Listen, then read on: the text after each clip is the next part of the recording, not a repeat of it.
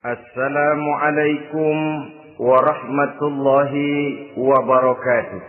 Waalaikumsalam warahmatullahi wabarakatuh. Bismillahirrahmanirrahim. Alhamdulillahi rabbil alamin. Wassalatu wassalamu ala ashrafil anbiya'i wal mursalin. Sayyidina wa maulana Muhammadin وعلى آله وأصحابه المجاهدين الطاهرين أما بعد. Saudara-saudara kaum muslimin seiman dan sekeyakinan yang berbahagia. Pada suatu hari seketika sedang berkumpul dengan para sahabat, Rasulullah pernah memberikan peringatan. Beliau bersabda, yushiku an tada'a alaikumul umamu kama tada'al akanatu ala qas'atiha. Pada suatu saat nanti akan datang di tengah-tengah kamu wahai umat Islam, di mana orang-orang lain di sekeliling kamu akan bersatu mengerubungi kamu seperti bersatunya orang-orang mengerubungi makanan di atas meja hidangan. Akan datang satu saat nanti di mana kondisimu dikepung sedemikian rupa, yang barat mau menerkam, yang timur mau menghantam, yang selatan mau menginjak-injak, yang utara pun akan menjelajah. Kondisimu seperti makanan di atas meja hidangan. Sebagian sahabat merasa heran dan terkejut, lalu mereka bertanya, amin qillati nahnu yawma izin ya Rasulullah. Apakah jumlah kami pada waktu itu sedikit ya Rasul?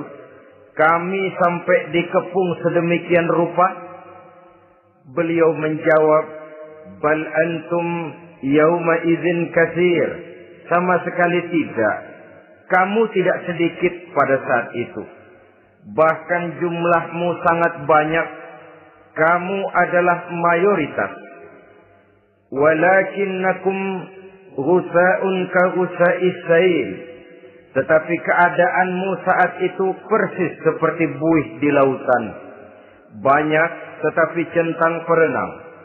Banyak tetapi tidak punya daya dan kekuatan.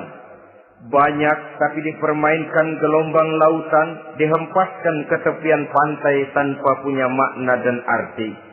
Kondisimu pada saat itu kuantitas yang tanpa kualitas, sehingga orang lain enak saja mengepung kamu. Akidahmu didangkalkan, dibanjiri dengan peradaban dan kebudayaan yang menjauhkan dari agama. Dari segi maksiat dan munkarat seluruhnya mengepung sampai kita melepaskan nilai-nilai Islam kita ini. Dan celakanya, sambung beliau, wal yanzi'anna fi qulubi aduwikumul mahabata minkum. Akan dicabut kehebatanmu di mata musuh-musuhmu, sehingga pada saat seperti itu orang lain memandangmu umat Islam enteng saja, remeh saja, tidak ada apa-apanya. Sudahlah, pokoknya umat Islam sikat saja. Umat Islam enteng, umat Islam kecil, umat Islam tidak ada apa-apanya. Alangkah ironinya, alangkah menyedihkannya, memilukan dan sekaligus memalukan. Umat yang mayoritas ini dipermainkan oleh yang minoritas.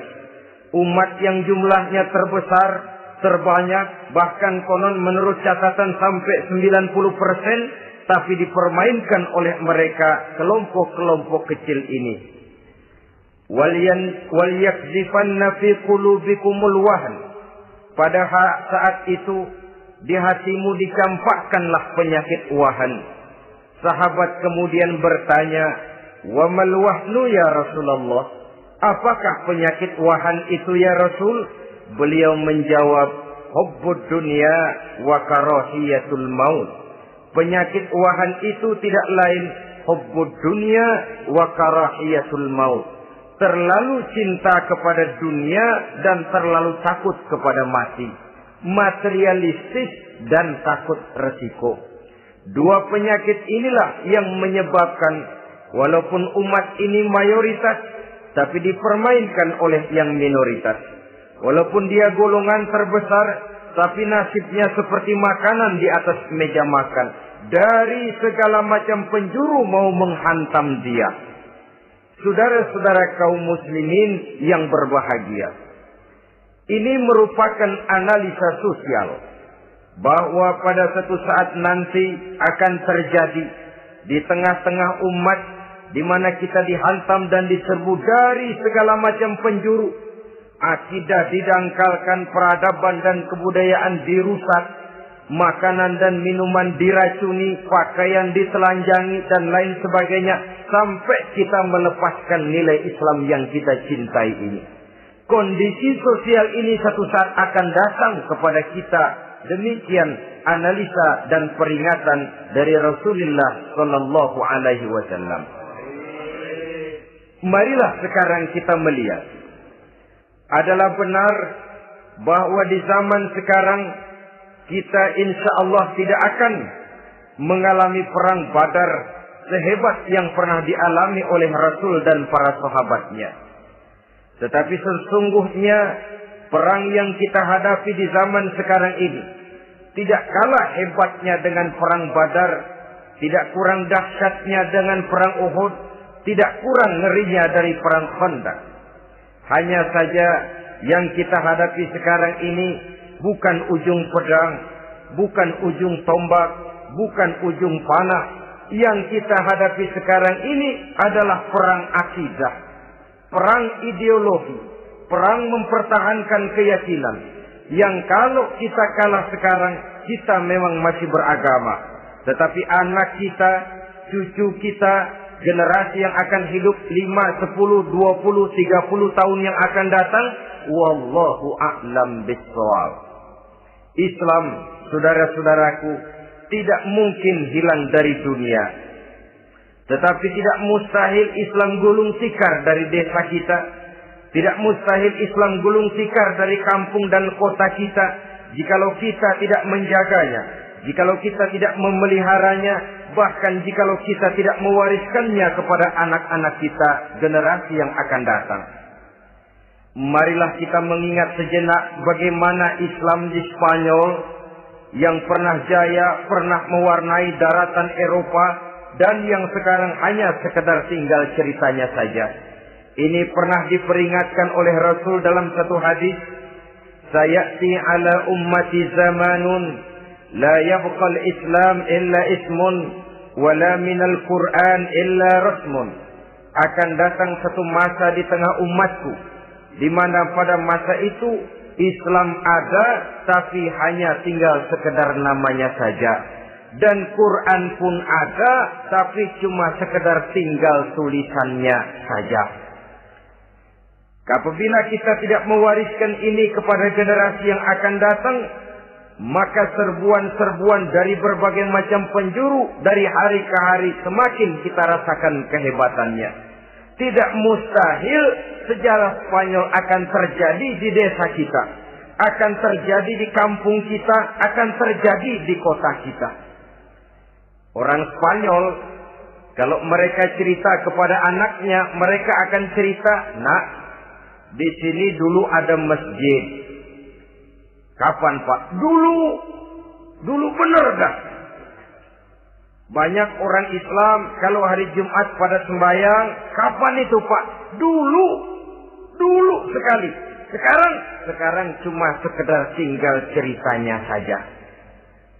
Bukankah sesuatu yang sangat tidak mustahil apabila kita tidak menjaga dan mewariskan Islam ini kepada generasi yang akan datang, maka serbuan-serbuan akan membawakan hasil yang diinginkan oleh para penyerbu itu tadi. Kita sudah menjadi umat yang mayoritas, tetapi umat yang mayoritas ini menurut Rasul dikepung sedemikian rupa, akidahnya didangkalkan, peradaban dan kebudayaannya ditekan sedemikian rupa, kehidupan sosialnya dibuat individualis, kemudian dari segi pergaulan, pakaian, makanan, minuman dan sebagainya diracuni, sampai dia tidak lagi berpegang teguh kepada agamanya. Dan dikala itu hilang kehebatan umat ini di mata musuh-musuhnya. Orang lain memandang kita ringan saja, enteng saja, satu umat yang sudah kehilangan wibawa. Padahal konon kabarnya kita mayoritas, tapi enak saja dikutak-kutik orang lain. Dan dikala itu di hati kita merajalela penyakit wahan. Penyakit wahan itu apa?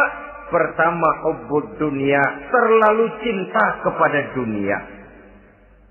Terlalu cinta kepada dunia yang menyebabkan kita lupa. Lupa akan tanggung jawab dan kewajiban. Lupa meneruskan dan mewariskan Islam kepada generasi yang akan datang. Kita berlomba hanya untuk mengejar dunia dan seluruh isinya. Baik dia bernama material, baik dia bernama seksual, baik dia bernama pangkat, jabatan dan kedudukan, berlomba-lomba kita di dalamnya. Sampai tercampaklah penyakit hubbud dunia di dalam hati ini. Berurat dan berakar dunia itu, sulit dan berat kita berpisah daripadanya. Akibatnya kemauan untuk berbuat demi dan atas nama agama sangat sulit terwujud di dalam kehidupan ini. Yang kedua, karahiyatul maut, terlalu takut kepada mati. Baik mati ajal, mati dalam artian yang sebenarnya, baik mati usahanya, baik mati karirnya, baik mati pangkat dan jabatannya. Sehingga dengan demikian akibatnya jatuhlah kita menjadi umat yang kehilangan wibawa di mata orang lain. Saudara-saudara kaum muslimin rahimakumullah. Saya katakan tadi, perang yang kita hadapi di zaman sekarang adalah perang akidah. Perang menghadapi peradaban dan kebudayaan yang menghancurkan moral daripada anak-anak kita. Perang menghadapi banjirnya maksiat dan munkarat. Yang di tengah-tengah itu, di samping berkewajiban menjaga diri dan keluarga, kita pun juga berkewajiban menjaga anak-anak kita, generasi yang akan datang. Mengarahkan dan mendidik mereka sesuai dengan yang dikehendaki oleh Allah Subhanahu wa ta'ala. Oleh sebab itu, pada pertemuan kali ini yang akan saya bicarakan ialah bagaimana idealnya seorang muslim lebih dahulu memberikan pendidikan kepada anak-anaknya. Di tengah satu situasi dan kondisi di mana serbuan datang silih berganti melanda dan menghantam umat Islam, kemana anak-anak kita ini harus kita arahkan? Karena kita orang tua mempunyai tanggung jawab. Anak adalah amanah. Menyia-nyiakan amanah adalah dosa. Dan dosa itu merupakan satu dosa yang besar. Bahkan orang tua bisa saja masuk neraka kalau tidak bertanggung jawab tentang anak-anaknya. Satu riwayat menjelaskan ada orang soleh. Ngajinya cukup. Sholatnya cukup. Puasanya cukup. Zakatnya cukup. Di mana ada majelis taklim hadir. Baca Quran hobi. Fitnah orang tidak pernah.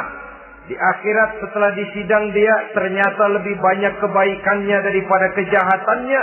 Maka dia pun diperintahkan dan dipersilahkan masuk ke dalam surga. Giliran anaknya disidang. Biang okem nih anak. Ditanya, siapa Tuhanmu? Tidak tahu. Siapa nabimu? Tenyaho. Apa kitabmu? Ora gelem. Kamu pernah sholat? Tidak. Zakat? Tidak. Puasa? Tidak. Judi? Hobi. Zina? Tiap malam. Mabuk? Berat. Wah, brengsek kamu. Kebaikan tidak ada barang sedikit pun, sementara kesalahan dan dosa berlipat ganda. Kamu neraka. Anak ini protes. Benar, saya tidak kenal siapa Tuhan saya.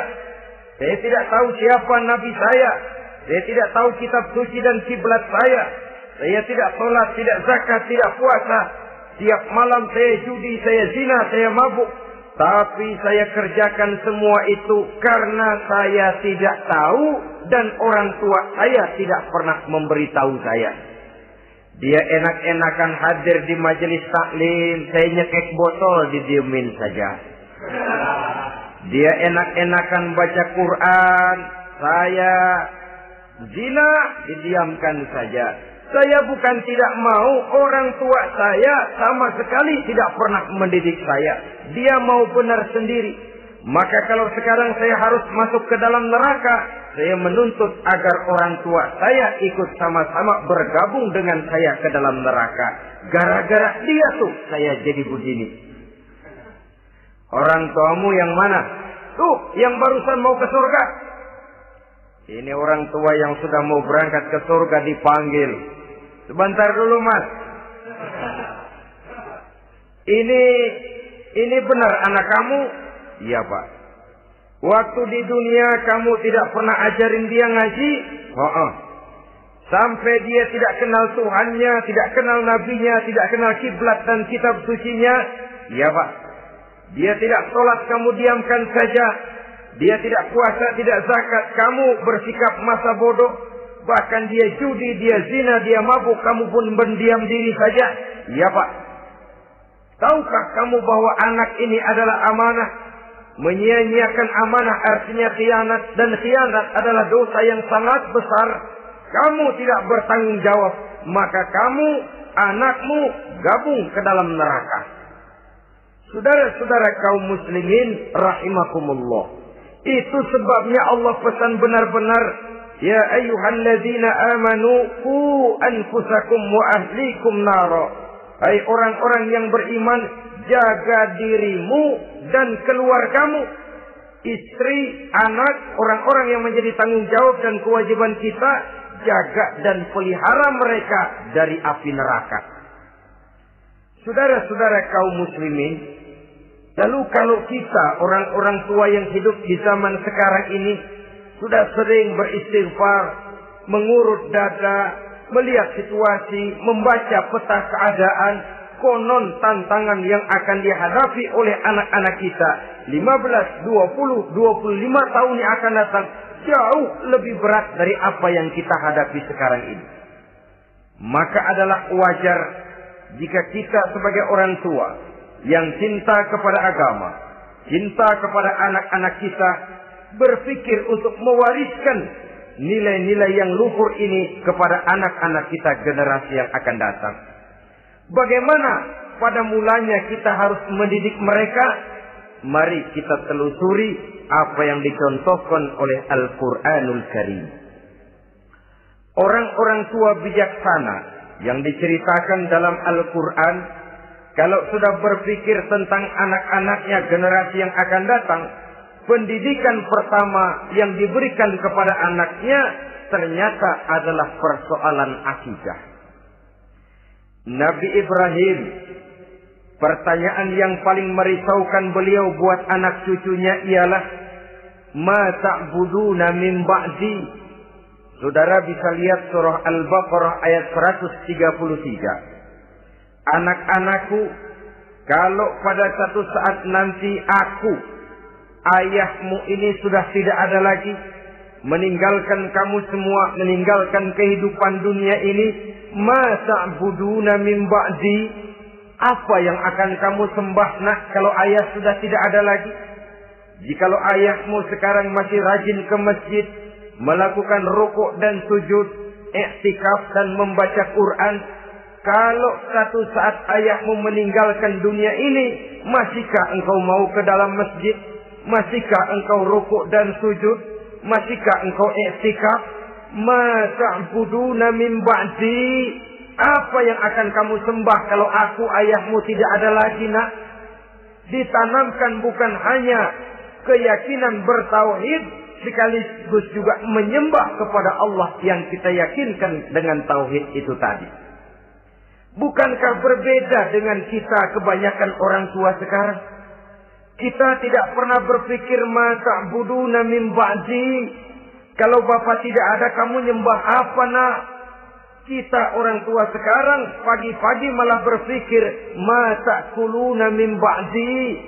Kalau bapak nggak ada, kamu nanti makan apa nak? Bukan nyembah apa yang kita pertanyakan. Bukan nyembah apa yang kita khawatirkan. Makan apa nak? Maka yang dicari lalu sekolah-sekolah yang bonafit. Yang tidak peduli apakah itu merusak imannya, mematikan akidahnya, menghancurkan keyakinannya. Yang penting ada jaminan hari depan bisa dapat lapangan kerja. Akibatnya berduyun-duyun orang-orang tua muslim menyekolahkan anaknya di sekolah-sekolah yang bukan Islam, yang nyata-nyata membahayakan akidahnya. Dididik dengan kultur dan budaya yang bertentangan dengan nilai-nilai agamanya. Bukankah ini berarti merelakan anak untuk dikafirkan? Bukankah ini artinya menyerahkan anak untuk ditulis menurut selera para pendidik yang tidak sesuai dengan nilai akidah yang dimilikinya? Mengapa kita tidak berpikir seperti Nabi Ibrahim yang sebelum memberikan pendidikan kecerdasan, sebelum pendidikan matematika, IPS, PSPB dan disiplin ilmu lainnya, yang pertama ditanamkan ma ta'buduna min ba'di. Kalau ayahmu tidak ada, kamu menyembah apa nak? Menyembah Allah, apa nanti malah menyembah harta? Menyembah Allah, apa nanti malah mendewa-dewakan pangkat dan jabatan? Menyembah Allah, apa malah nanti menyembah alam? Itu yang dikhawatirkan Nabi Ibrahim kepada generasi yang akan datang. Dan itu saudara-saudara yang seharusnya mengkhawatirkan kita kepada anak-anak kita generasi yang akan datang. Lihatlah serbuan akidah di zaman sekarang ini. Dimanfaatkan kemiskinan kita umat Islam. Diberikan kita tawaran berupa beras, pakaian, obat-obatan, kalau perlu beasiswa, asal bisa melepaskan keislaman kita ini. Bertahap, sedikit demi sedikit, step by step, shibran bi shibrin wa zira'an bi zira'in. Dan harus saya ingatkan, orang di zaman sekarang tidak mungkin menghantam Islam secara frontal. Tidak mungkin menghantam Islam terang-terangan, apalagi mengerahkan satuan militer. Tidak. Orang berhitung, bagaimanapun kondisi dan kualitasnya umat Islam, mereka masih punya satu modal penting, fanatisme agama. Kalau ini disulut, api jihad segera berkobar, dan hanya maut yang bisa menghentikan orang yang dibakar dengan semangat jihad. Orang tahu itu. Betapa Uni Soviet kedodoran menghadapi mujahidin Afghanistan yang disulut oleh semangat jihad yang berkobar dengan persenjataan yang primitif ketimbang persenjataan Uni Soviet. Entos mereka pantang surut mundur ke belakang. Jadi jangan mimpi bahwa orang mau menghantam Islam ini dengan melarang pengajian, meruntuhkan masjid, menyegel pondok pesantren. Tidak. Melarang orang sholat. Tidak. Kalau perlu masjid diperbanyak, musola diperbesar. Tapi bikin itu masjid seperti museum. Besar, megah, mercusuar. Tapi bikin seperti museum. Tempat orang kagum, tempat orang memuji, tapi sunyi dari nilai-nilai ibadah.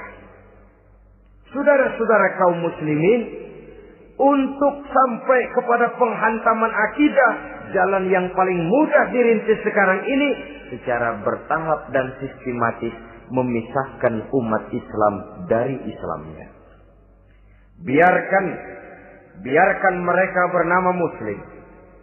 Biarkan di atas kartu penduduknya tertulis agama Islam. Tapi tanamkan budaya-budaya yang menyebabkan cara bergaul mereka, cara berumah tangga mereka, cara bertetangga mereka, sampai kepada cara mereka berpakaian, cara mereka bergaul, cara mereka makan dan minum, Cara mereka mendidik dan menyekolahkan anak sama sekali tidak lagi mencerminkan nilai-nilai yang Islami. Itu sudah satu usaha yang paling praktis, memisahkan umat Islam dengan Islamnya. Kalau sadarlah kita ke arah ini usaha orang di zaman sekarang, maka yang harus pertama kita tanamkan kepada anak-anak kita, didik mereka dengan jiwa tauhid yang mengkrispal di dalam batinnya, meresap sampai ke tulang sumsumnya, yang tidak akan sampai pun nyawa berpisah dari badannya. Akidah itu tidak akan berpisah dari hatinya. Bahkan dia sanggup dengan tegar berkata, lebih baik saya melarat karena mempertahankan iman daripada hidup mewah dengan menjual akidah. Satu khitbah, satu garis kehidupan yang perlu kita wariskan kepada anak-anak kita, generasi yang akan datang. Dahulu ada satu tradisi, saudara-saudara. Kalau anak gadis kita dilamar orang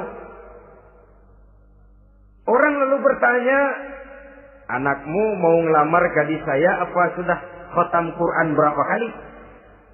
Apa sudah bisa baca kitab macam-macam dan lain sebagainya? Sehingga lahirlah satu kebanggaan. Apapun motifnya, tapi pertanyaan semacam ini zaman sekarang sudah langka. Paling-paling yang ditanya kalau anaknya dilamar orang, anakmu kerja di mana? Gajinya sebulan berapa? Kendaraannya bebek apa soang? Apa-apa? Itu yang kita pertanyakan, berkisar di seputar materi, kerja, job, status sosial, dan lain sebagainya. Perkara bisa baca Quran atau tidak, nomor 18. Perkara sembahyangnya rajin apa tidak, nomor 36. Saudara hadirin, akibatnya terjadi pergeseran nilai. Maka mendidik anak menurut tuntunan Quran adalah seperti yang diberikan contoh oleh Luqmanul Hakim, yang diceritakan dalam surah Luqman mulai ayat 11 dan selanjutnya. Apa pendidikan pertama yang harus kita berikan kepada anak? Pertama, ya bunayya la tusyrik billah. Wahai anakku, jangan sekali-kali engkau menyekutukan Allah. Nah, jaga tauhid, pelihara iman, mantapkan akidah. Ini dasar yang pertama. Belum lagi anak mengenal berbagai macam disiplin ilmu, yang pertama ditanamkan tauhid. Ini yang mendasari kehidupan. Ini yang akan menjadi mewarnai dan menjadi warna dari kepribadian seseorang. Sentuhan jiwa tauhid di dalam diri si anak. Belum lagi sempat dia kenal yang lain. Yang pertama yang kita tanamkan, kita wariskan, kita berikan, la tusyrik billah. Jangan sekali-kali menyekutukan Allah. Nah, kalau ini sudah tertanam, ini sudah merupakan satu fondasi yang kuat. Selebihnya nanti tinggal melihat bakat si anak, kemana dia harus dididik. Yang terpenting nilai iman lebih dahulu tanamkan. Dan untuk menghancurkan nilai keimanan, saudara-saudara, saya katakan, ingatkan kepada hadis di awal tadi, dikepung kita dari berbagai macam penjuru agar bisa melepaskan nilai-nilai iman dan keyakinan. Proses pendangkalan akidah, ditanamkan keraguan kepada agama, ditanamkan rasa malu beragama. Sholat malu, baca Quran malu, berangkat ke masjid malu, pakai jilbab malu. Ditanamkan rasa malu beragama. Sehingga bertahap sedikit demi sedikit kita mulai berpisah dengan kehidupan beragama. Ditanamkan hal yang sedemikian rupa dari berbagai macam penjuru. Dihantam akidah. Akidah kuat. Dihantam dari segi peradaban dan kebudayaan. Diperbanyaklah peradaban dan kebudayaan yang bukan mendekatkan kita dengan agama, malah mendekatkan kita dengan neraka.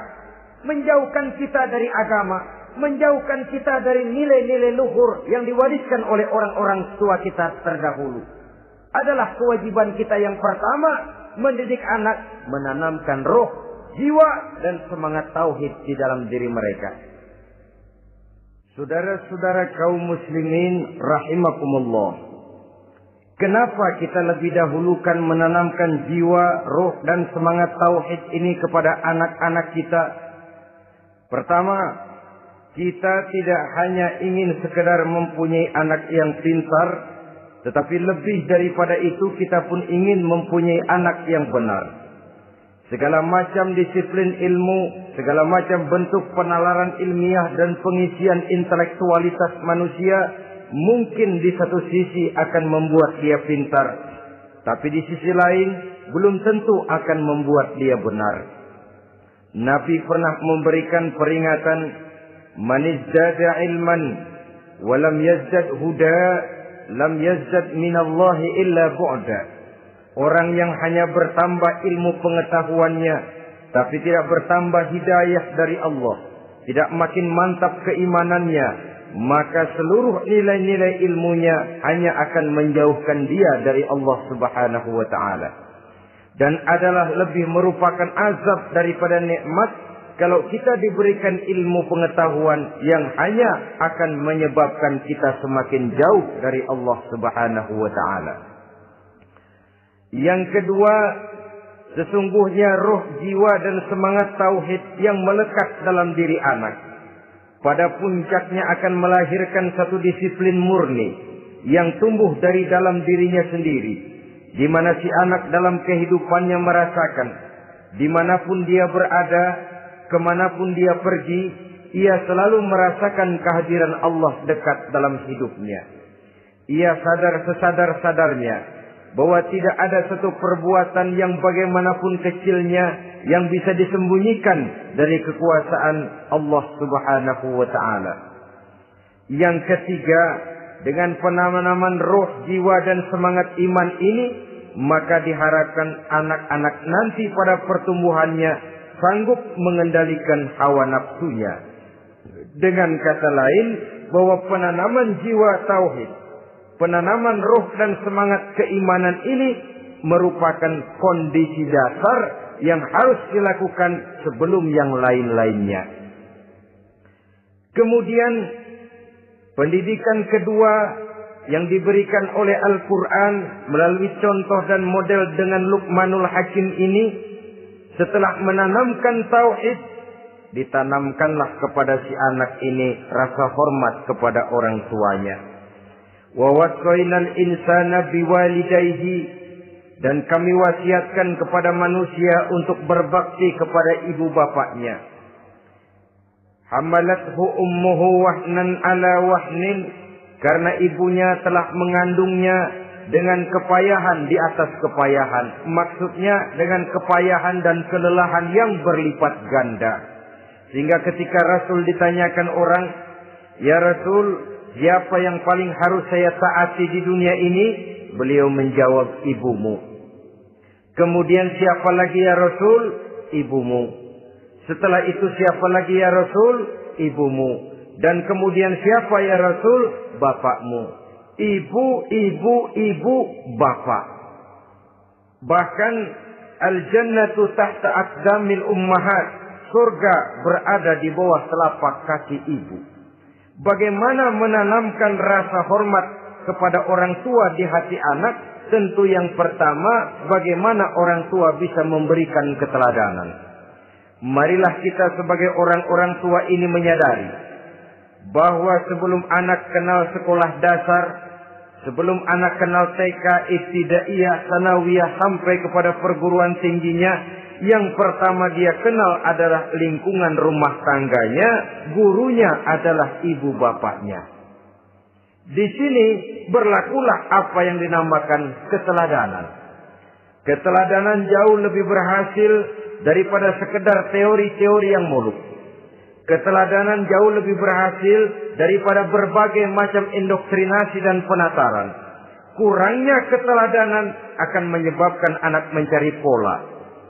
Apabila kita orang tua ini tidak bisa memberikan keteladanan yang baik kepada anak-anak kita, maka pada suatu saat anak-anak akan menganggap enteng dan kehilangan wibawa kita sebagai orang tua di mata mereka.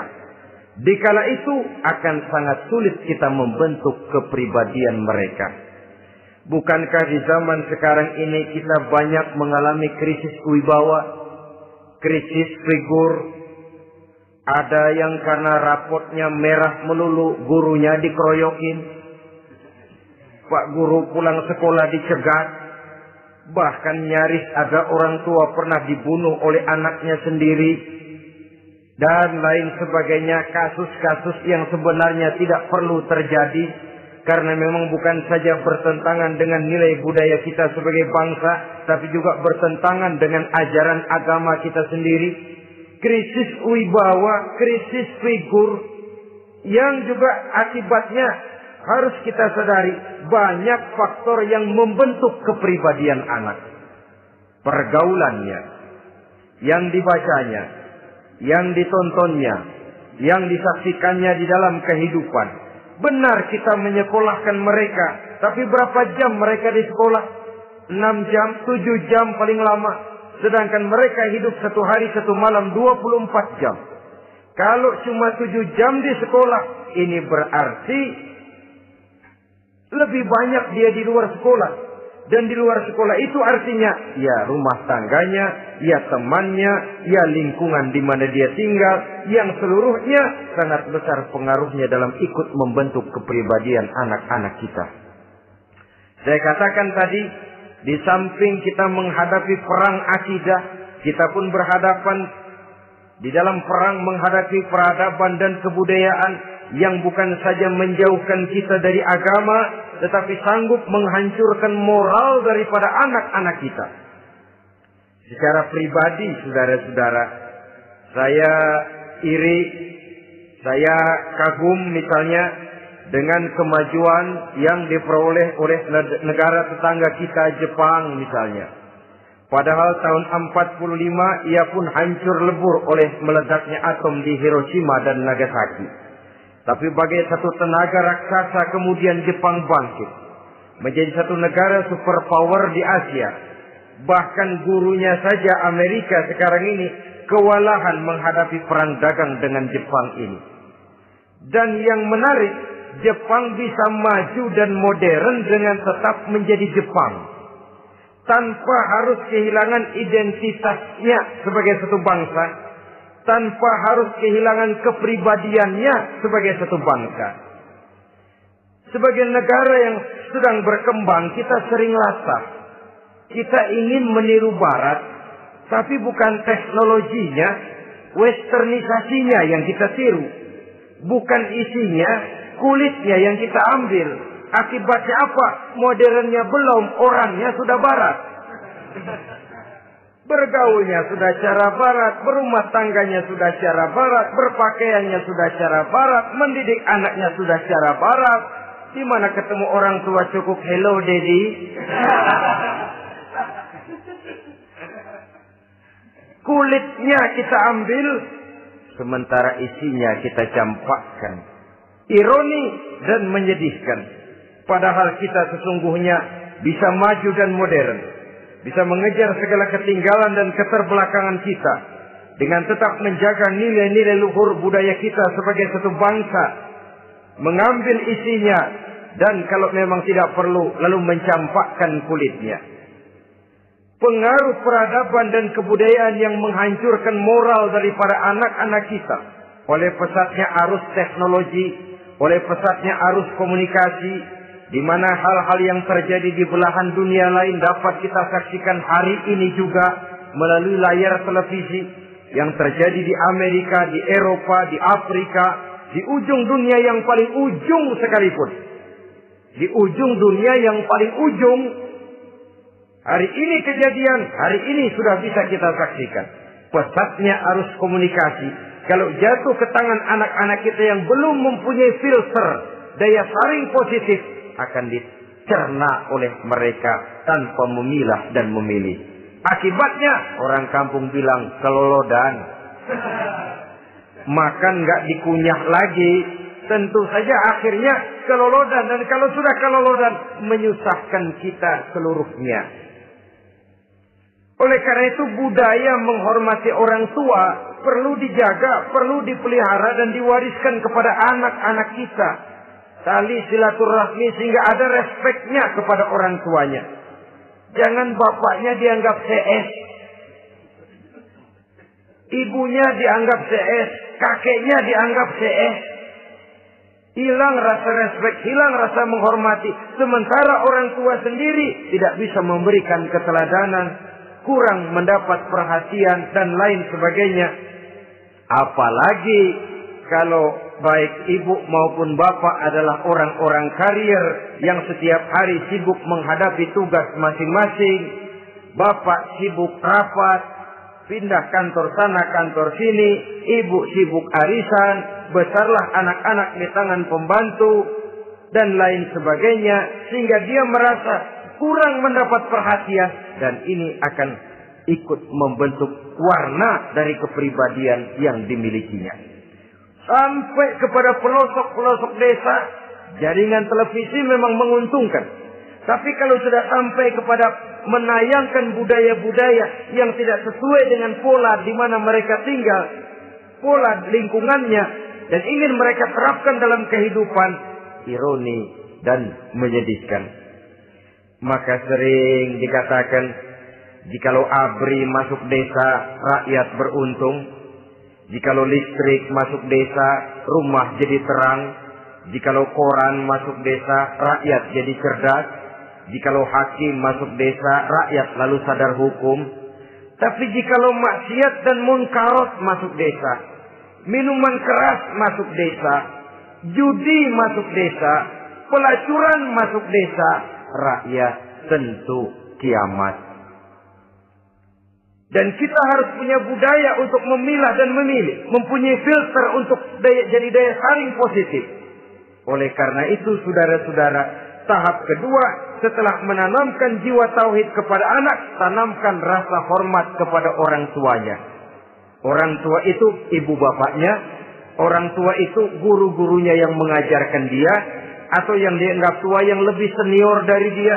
Karena tidak ada satu peradaban yang berdiri sendiri. Bagaimanapun maju dan modernnya kita sekarang, tentu merupakan mata rantai yang berkaitan dari generasi terdahulu. Ini yang kedua. Setelah tauhid, berbakti kepada ibu dan bapak. Tidak ada satu kebahagiaan yang bisa ditegakkan di dunia ini tanpa doa, tanpa restu daripada ibu dan bapak. Ini keramat hidup. Doanya dikabul Allah dan kutuknya juga dikabul oleh Allah Subhanahu wa ta'ala. Jadi mendidik anak setelah menanamkan jiwa tauhid, menanamkan rasa hormat dan taat berbakti kepada ibu bapaknya. Itu yang kedua. Kemudian yang ketiga, melalui model Luqman, Quran mendorong kita untuk mendidik anak menanamkan etika otonom. Apa itu? Ya bunayya, innaha in takum misqala habbatin min khardalin fatakun fi sakhratin aw fis samawati aw fil ardi ya'ti biha Allah. Wahai anakku, sesungguhnya kalau ada satu kebaikan yang kamu kerjakan, kecil, tidak nampak oleh pandangan mata yang zahir, yang kecil itu tersembunyi di puncak langit, di dasar bumi yang paling dalam, atau di tengah batu hitam sekalipun, Allah pasti mengetahuinya dan pasti akan memberikan balasan yang seadil-adilnya. Pendidikan apa ini? Pendidikan moral, menanamkan etika otonom. Nah, kau berbuat baik jangan karena dilihat orang. Kau tidak mau melakukan kejahatan jangan cuma karena ada polisi. Kalau ada polisi kau tidak mau jahat, kucing juga begitu. Coba lihat kucing. Taruh ikan asin di piring kaleng, tongkrongin. Aduh, kucing kalem, sopan, tenang. Sedikit kita lengah, habis ikan digarap. Tapi ditanamkan satu kesadaran, kemanapun kau pergi, apapun yang kau kerjakan, tersembunyi di tengah batu, di dasar bumi, di puncak langit, Allah pasti tahu. Dalam bahasa yang ringan, Kita ini diawasi oleh 2 hiperkomputer yang maha sensitif. Produksi langit, mereknya Rockheed dan Asid. Itu komputer yang sangat peka dan sensitif. Jangankan kita berbuat, kita berniat baik saja, komputer sudah nyatet sendiri. Inilah yang orang sekarang namakan waskat, pengawasan malaikat. Kalau hidup sudah merasa diawasi oleh malaikat, waskat berhasil. Tapi kalau waskat sudah diawasi malah nekat, itu yang gagal. Atau yang diawasi dan yang mengawasi sama-sama sepakat, itu juga bisa cincai. Saudara-saudara kaum muslimin rahimakumullah. Waskat dalam pengertian kita muslim, bagaimana hidup ini merasakan diawasi oleh malaikat. Intelektualitas yang tinggi sekalipun, IQ yang nilainya plus sekalipun, disiplin ilmu yang bagaimanapun banyak yang memenuhi benak kita, tanpa diiringi oleh etika otonom, orang sering mencari celah dan kesempatan. Mencari celah dan kesempatan. Tapi kalau sudah merasa, kemanapun saya pergi, dimanapun saya berada, kebaikan bagaimanapun sekecilnya saya lakukan, toh Allah pasti akan memberikan balasan. In khairan fa khairun, wa in syarran fa syarrun. Jikalau baik, baik balasan yang kita terima. Jikalau jahat, jahat kejahatan yang kita terima. Kalau sudah ke arah ini kita berpikir, maka sesungguhnya kalau kita berbuat baik kepada orang lain, hakikatnya kita sudah berbuat baik kepada diri kita sendiri. Lalu tidak ada merasa rugi berbuat baik kepada orang. Karena manakala dia melakukan kebaikan kepada orang lain, artinya dia sudah berbuat baik untuk dirinya sendiri. Jadi setelah tauhid, kemudian berbakti kepada ibu bapak, yang ketiga baru pendidikan tentang akhlak, tentang moral. Pola ini yang sering terlupakan oleh kita. Bahwa bagi kita itu pendidikan tidak lain upaya mencerdaskan otak anak. Jangan sampai sebab ini kelihatannya pembangunan makin maju, persaingan hidup makin tajam, tensi ekonomi semakin tinggi. Sementara jumlah tenaga kerja dengan lapangan kerja yang tersedia jauh dari mencukupi. Jikalau tidak membekali anak dengan pendidikan yang menunjang lapangan pekerjaan, orang tua khawatir, takut sekali anaknya jadi gelandangan. Dikhawatirkannya kehidupan dunia ini, sementara dia lupa kalau anaknya bisa jadi gelandangan di akhirat. Padahal selama-lamanya gelandangan di dunia, paling seumur manusia itu 60 tahun, 70 tahun lah umur orang sekarang. 70 itu sudah luar biasa itu. Tapi kalau harus menggelandang di akhirat, menjadi gelandangan di akhirat, alangkah menyedihkannya. Apakah akan kita korbankan satu kehidupan yang langgeng, abadi, cuma karena tertipu oleh fata morgana dan kamuflase? Kita korbankan yang sedikit, kita korbankan yang besar karena kita memilih yang sedikit. Dalam bahasa Al-Quran memang pernah diceritakan hidup ini hakikatnya perlombaan, saudara-saudara. Perlombaan. Dan di dalam perlombaan itu ada yang menang, ada yang kalah. Al-Quran lalu memberikan peringatan. Alhaakumut takatsur. Kamu telah lalai karena berlomba-lomba memperbanyak harta. Mempertinggi pangkat dan kedudukan. Hatta zurtumul maqabir. Sampai kamu akan masuk ke liang kubur baru sadar. Apalagi kalau nafas sudah sampai di tenggorokan. Persis Fir'aun. Sudah tenggelam di lautan merah. Mau mampus. Baru dalam sekaratnya amantu birabbi Musa wa Harun. Kalau begini caranya, saya juga percaya kepada Tuhan Musa dan Harun. Percaya kepada Allah. Sudah mau mati. Baru amantu birabbi Musa. Kami percaya kepada Tuhan Nabi Musa, kata Fir'aun. Malaikat maut kalau benar dilelepin terus di laut. Mampus terus sekalian. Hidup ini memang kita berlomba. Berlomba dengan waktu. Berlomba dengan umur. Berlomba dengan tenaga. Berlomba dengan tetangga. Yang jangankan kita sampai mundur. Berhenti saja sejenak. Kita akan ditinggalkan oleh yang lain. Tiada kata mundur. Bahkan tiada kata berhenti. Sekali kita melangkah. Melangkahlah terus. Tapi berlombalah seperti yang dikehendaki Quran. Fastabiqul khairat. Berlomba-lombalah di dalam kebajikan. Jangan berlomba-lomba di dalam kemaksiatan, kemunkaran, kejahatan. Berlombalah dalam urusan kebaikan.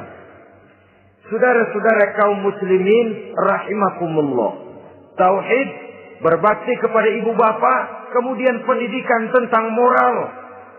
Apabila pendidikan tentang moral sudah tertanam, barulah lihat bakat si anak. Kemana bakatnya? Anak saya kelihatannya dari kecil demennya main bedil-bedilan saja. Berikan itu. Kirim ke Magelang, masukkan akabri. Tapi dengan syarat 3 itu tadi. Iman sudah tertanam, rasa bakti kepada ibu bapak sudah ada dan punya nilai moral. Sehingga boleh jadi nanti dia menjadi jenderal yang beriman, yang berbakti kepada ibu bapaknya dan punya moral yang tinggi.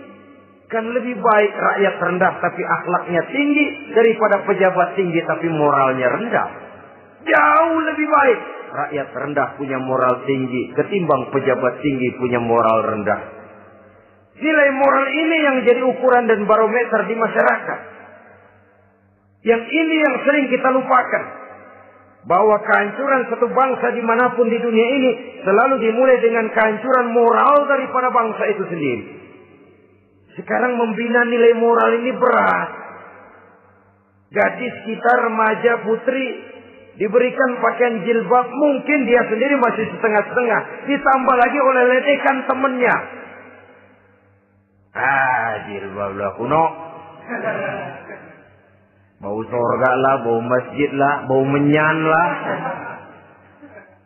Ditanamkan rasa malu untuk hidup dekat dengan agama. Kalau moral semacam ini sudah tertanam, sedikit demi sedikit kita mulai mengucapkan selamat tinggal kepada agama.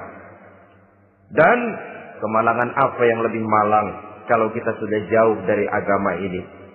Bukankah Islam telah menyelamatkan manusia dari penyakit jahiliyah dan membawanya kepada satu kehidupan yang maju dan modern? Kalau kita tinggalkan Islam ini, bukankah artinya kita akan kembali kepada satu zaman jahiliyah? Hanya saja jahiliyah itu berada di abad modern. Versinya tentu lebih modern. Kalau zaman jahiliyah dulu mabuknya pakai arak, zaman sekarang sudah macam-macam orang bisa mabuk. Kalau zaman jahiliyah dulu anak perempuan dikubur hidup-hidup, zaman sekarang kadang-kadang belum sempat lahir ke dunia, malah sudah dibunuh lebih dahulu. Versinya saja yang berbeda.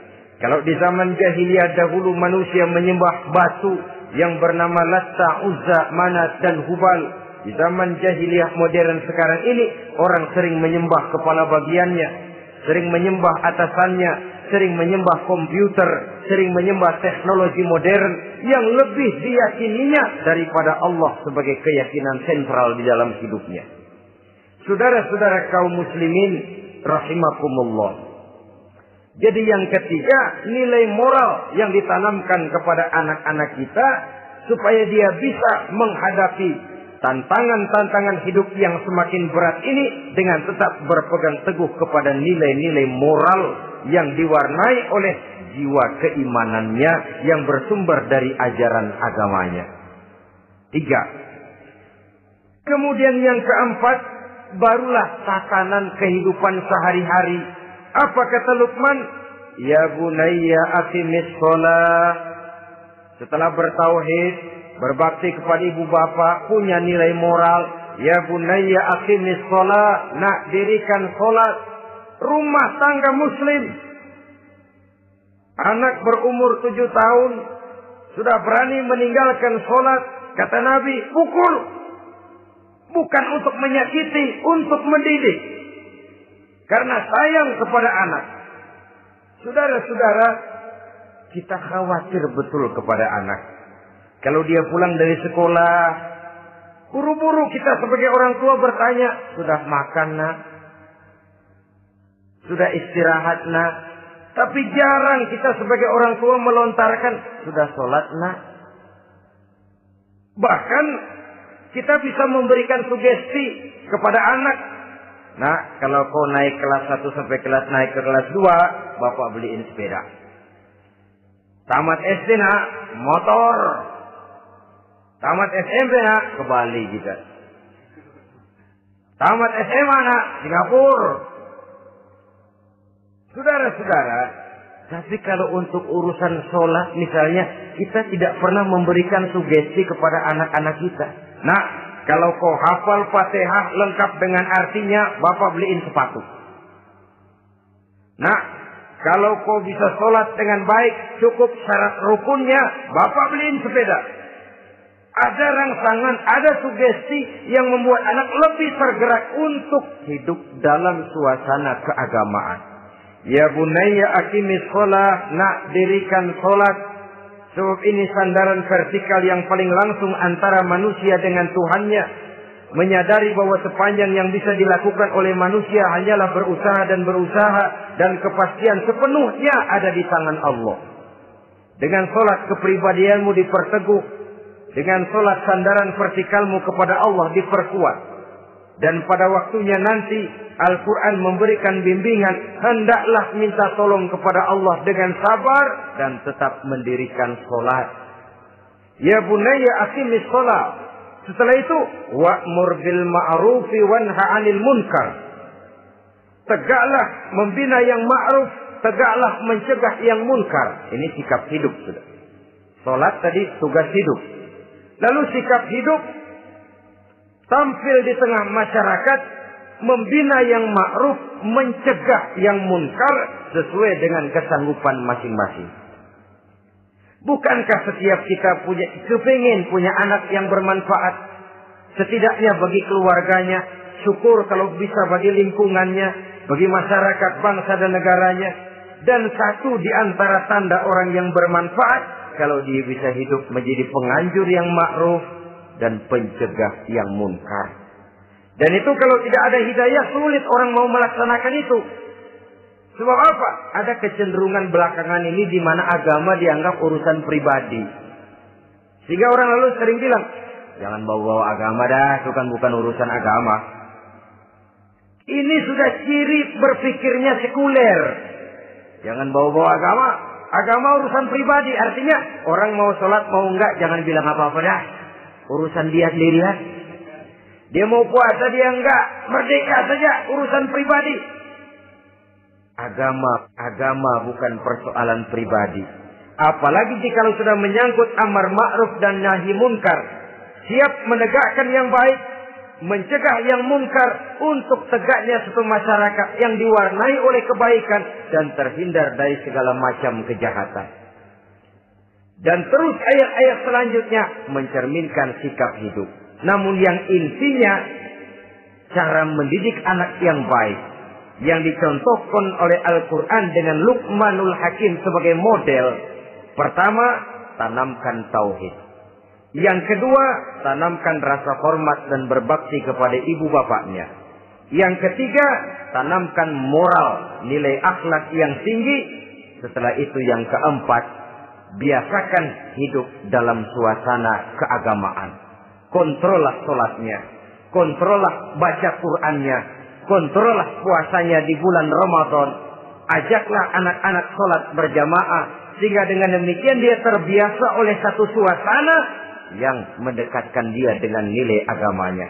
Dari sana diharapkan nilai-nilai ilmu yang didapatnya dari bangku sekolah akan menciptakan keseimbangan dengan yang ditanamkan oleh orang tuanya dalam bentuk yang dijelaskan oleh surah Luqman itu tadi. Sehingga apabila keseimbangan ini terwujud akan menjalin keseimbangan dalam pola berpikir, dan keseimbangan dalam pola berpikir akan melahirkan keseimbangan dalam perbuatannya. Terwujudlah kita harapkan insan yang fid dunya hasanah wa fil akhirati hasanah. Inilah harapan kita semua. Mudah-mudahan Allah memberikan kekuatan kepada kita untuk mewariskan nilai-nilai yang baik kepada generasi yang akan datang. Sehingga esok harus lebih baik daripada hari ini. Dan lusa harus lebih baik.